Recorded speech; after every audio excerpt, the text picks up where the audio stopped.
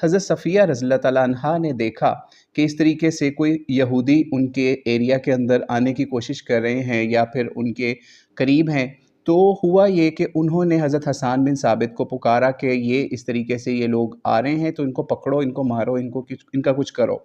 तो हज़रत हसन बिन साबित ने कहा कि अगर मैं इतना बहादुर या इतना ज़्यादा जंगजू होता तो मैं इस वक़्त यहाँ पे आप लोगों की हिफ़ाज़त की बजाय नबी अलैहिस्सलाम के साथ जंग के अंदर होता, ग़ज़वा खंदक वाली साइड पे होता।